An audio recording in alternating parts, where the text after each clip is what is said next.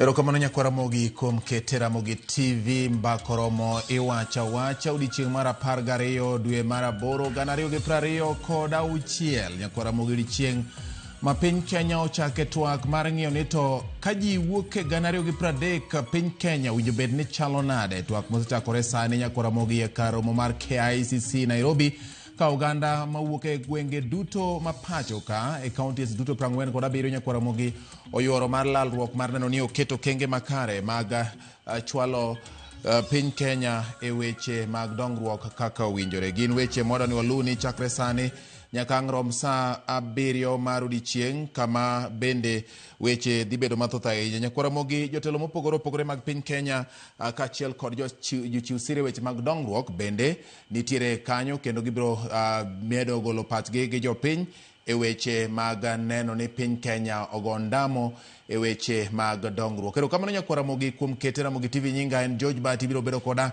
nyaka ang' rom sa 7 mar odiechieng' ka waluni twagni achiel kachiel e weche madhi nyime machiegni ma en iwacha wacha e mbakoromo. Wacha kod weche manyien kapok ang' wadonjo e ng'iyo ni to ginang'o gini matimore kod pani adhi bedo gi wenda ka nyakwara mogi kamoting'o injinia Henry Ochiere mawuok e duol mochung' ne weche mag kuyo pi e puothe pacho ka National Irrigation Authority adhi bedo ka kod bende jalony weche mag uchumi Bernard Osiero ma bende wadhi bedo godo ka nyakwara mogi mondo donwa iwache ni kaachiel kod John Were man jalony weche mag pur kaluwore ni achiel kuom mise moketie maina ahinya e geno mar lek mar piny Kenya yoting'o weche mag pur. Idwa ni piny Kenya obed kod chiemo moromo to ok mana chiemo moromo kende obed ni en piny manyalo golo mwandu ma wuok e puothe kata lowo ma inyalo ti godo e weche mag jiwo kembe gi dongruok kembe pacho ka. Gin weche ma oketi e lek mar piny Kenya. Nyakwara mogi to bende gin bende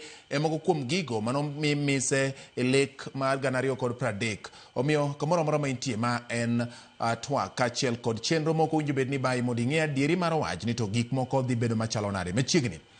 Jatend piny Kenya William Ruto kawuono telo ne jo Kenya maromo 5,000 mawuok e counties duto 47 e twak mageto chwalo Kenya mbele yore mag dongruok kawai 2030 nyaka 2060.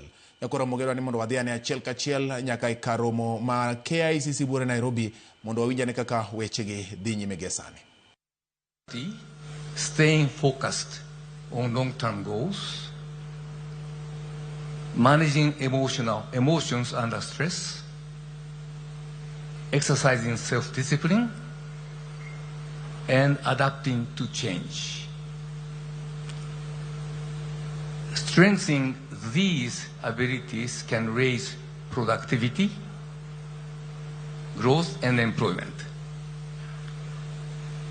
I believe this study that is conducted by my colleagues will shed light on how learning and socialization shape personal attributes, entrepreneurial mindset, and attitude toward informality, and how these in turn influence employment and other livelihood choices. Although this is a small pilot study, we hope that its finding will help us recommend policies to Kenya to strengthen the learning and socialization of Kenyan children and thus improve their prospect as young adults. Your Excellency, economic growth and large investment projects are important. However, ultimately, a government is judged by how well it improves the economic and social well-being of every citizen. Kenya has made a significant stride.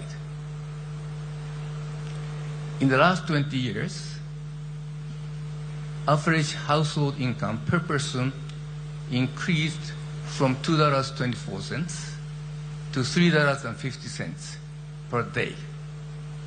That is an important improvement. Access to electricity, clean cooking fuels, safe drinking water, and improved sanitation rose by 37 percentage points to 60% on average. gained important progress.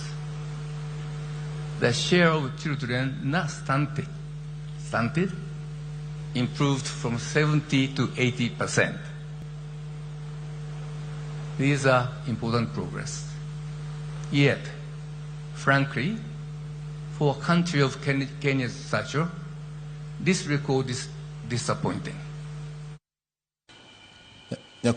Nyakora mogi maga weche chalo karomo ma KICC Nairobi kendo wabro dok kanyo thuolo mamoko mabiro ka wabiro kolo mago ma idhi nyime kod wuoye wigi kotendo kod lek mar piny Kenya